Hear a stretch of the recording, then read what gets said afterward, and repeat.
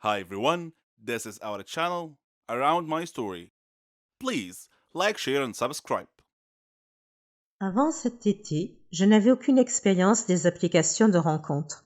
Tinder n'a été lancé que 2 ans après la fin de ma relation à long terme. Pendant les 7 années qui a duré notre relation, j'ai joué avec les applications de mes amis, mais je n'ai jamais adhéré. Me retrouvant soudainement célibataire au début de l'été et ayant désespérément besoin de distraction, j'ai plongé la tête la première dans la piscine des rencontres en ligne. J'ai commencé avec Tinder parce que ma ville est trop petite pour autre chose et que mon cœur, froid et mort, voulait des rencontres occasionnelles. Rien de sérieux. C'est le but de Tinder. Tinder a répondu à la plupart de mes attentes. J'ai eu une poignée de rendez-vous, j'ai rencontré des gars cool et d'autres pas si cool. Et j'ai traîné avec quelques personnes vraiment intéressantes, comme un DJ radio qui gère une entreprise de mariage à côté. Ce que je n'attendais pas de Tinder, cependant, c'est que la plupart de ces interactions ont commencé à me faire sentir bien dans ma peau. Je veux dire, vraiment bien dans ma peau. Comme toutes les femmes du monde, je n'ai jamais été satisfaite de mon corps. Je fais du 44, je suis étiquetée grande taille et j'ai porté des lunettes par intermittence toute ma vie. Lorsque je sors avec mes amis, je ne suis jamais la fille que l'on drague, avec qui on flirte. Depuis que j'ai atteint la puberté et que j'ai pris conscience de la différence entre ce qui est attirant et ce qui ne l'est pas, j'ai toujours pensé que je jouais le rôle de la grosse amie, qui se contente de rester assise et de sourire. Bien sûr, j'ai eu des petits amis, mais ils ont toujours été mes amis avant tout. Alors quand ils me disaient « tu es magnifique », ce que j'entendais c'était « je t'ai trouvé magnifique seulement après avoir appris à te connaître ». Je n'ai pas tout de suite pensé que tu étais jolie. Je sais que le fait que quelqu'un soit attiré par votre personnalité est plus important que le fait qu'il pense que vous êtes mignonne, mais je ne détesterai pas qu'un seul gars qui ne me connaît pas du tout me dise que je suis attirante. Les amis, la famille et les petits amis, je ne les crois pas, mais un parfait inconnu, cette personne, je pourrais bien l'écouter. Cela nous ramène à Tinder. D'une de mes premières nuits d'utilisation de l'application, un ami et moi étions assis sur ma terrasse et décidions sur qui se matcher. À chaque fois que nous disions « cela se match », nous rions et regardions un peu plus les profils des gars. Après la 3e correspondance, j'ai dit « ces types me jugent juste sur mon apparence, non ?» Mon ami a hoché la tête. « Donc ils ne font que se matcher parce qu'ils me trouvent mignonne ? Ou est-ce qu'ils swappent toutes les filles ?» Nous en avons conclu qu'il était évident que certains des gars swipaient sur chaque fille, mais que les chances que chaque gars fasse ça étaient minces. On a glissé un peu plus.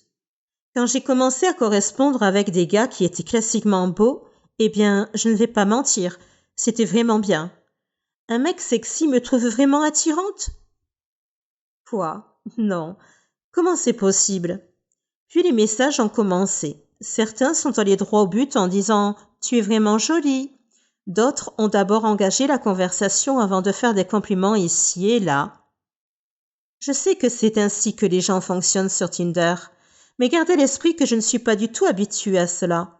Ce n'est que lorsque j'ai commencé à rencontrer ces gars que je me suis demandé « Est-ce que Tinder peut booster l'estime de soi ?» 2 gars m'ont demandé comment une personne aussi jolie que moi était encore célibataire. J'ai eu un rendez-vous avec un gars qui m'a dit en espagnol que j'étais belle. Un autre gars que j'avais rencontré plusieurs fois m'a demandé « Tu cherches quelque chose de sérieux ?» J'ai répondu en riant comme une folle. Ce n'est pas la question qui m'a surprise. C'est le fait qu'elle vienne d'un type incroyablement séduisant et en pleine forme. Parce que oui, je suis superficielle et je ne passe à côté que sur les types que je trouve physiquement séduisants. Quand j'ai fini de rire, j'ai dit quelque chose de maladroit comme « Oh, peut-être, je veux dire, je ne suis pas contre ». Mon esprit cependant disait « Tu es sérieuse ? Tu t'es vue ? Tu m'as vue ?» En fait, je n'étais pas séduisante, mais je savais simplement comment bien m'habiller. Je me suis retirée dans ma coquille malsaine. Peu de temps après ce type, j'ai traîné avec un étudiant en médecine gentil et ringard qui était en ville pour les vacances. On s'entendait bien. Le lendemain, lorsque nous nous sommes retrouvés, il semblait choqué que je sois sortie une 2e fois avec lui. Il n'arrêtait pas de répéter « Tu es si belle !» Je n'ai jamais l'occasion de faire des choses comme ça. Je ne sais pas comment répondre au compliment. Mad Boy a secoué la tête. Il a dit « Ne fais pas ça. N'aie pas honte de ton corps, tu es si séduisante. Tu t'es vue. Tu es magnifique. » Quelque chose chez ce type a fait que mes pensées habituelles de haine de soi ont commencé à perdre prise. Encore une fois, je sais que c'est le genre de choses que les gens disent sur Tinder, mais soyons honnêtes, pourquoi faire un effort supplémentaire? À moins que parce que c'est vrai. Quelque part, entre les discussions occasionnelles sur Tinder, la poignée de rendez-vous, mon esprit a tourné autour d'une nouvelle pensée. Suis-je attirante? Je me suis regardée dans mon miroir en pied. J'ai essayé de voir ce que ces gars voyaient. Des gars qui ne me connaissaient pas du tout. Des gars qui ne sont pas influencés par ma personnalité. Et des gars qui n'ont aucune raison réelle de me complimenter, parce que je ne recherche pas une relation de sitôt. Tout à coup, je commence à le voir. Là où je voyais des bosses disgracieuses et un ventre que je rentrais avant d'éteindre la lumière, je vois maintenant un corps sain, bien dessiné et, osons le dire, mince. Mes amis, ma famille et mes petits amis m'ont toujours dit que j'étais séduisante. Mais ce n'est que lorsque ces inconnus ont commencé à le répéter encore et encore que j'ai commencé à l'entendre. Alors, qu'est-ce qui booste l'estime de soi? Tinder ou les simples rencontres? Ou est-ce qu'ils fonctionnent l'un avec l'autre? Parce que sans Tinder, je ne sortirais probablement pas du tout. Sur le plan romantique, j'ai tendance à ne pas me mettre en avant. En général, je n'ose pas aborder un homme et essayer de flirter avec lui par peur d'être rejetée.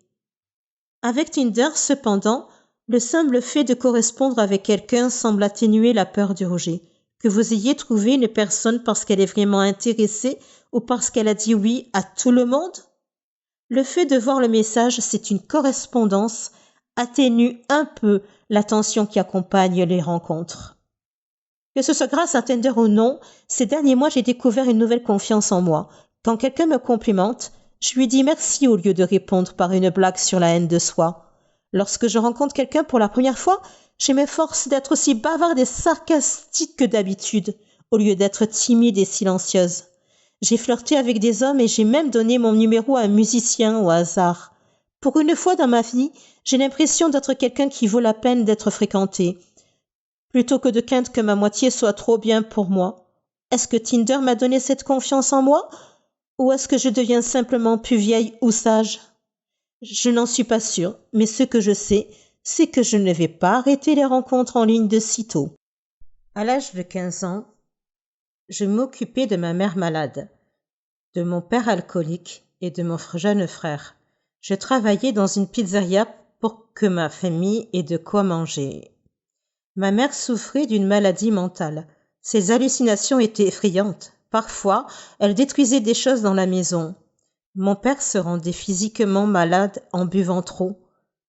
Il était souvent en retard au travail et sa vue se détériorait. Je devais m'occuper de mon frère de 6 ans.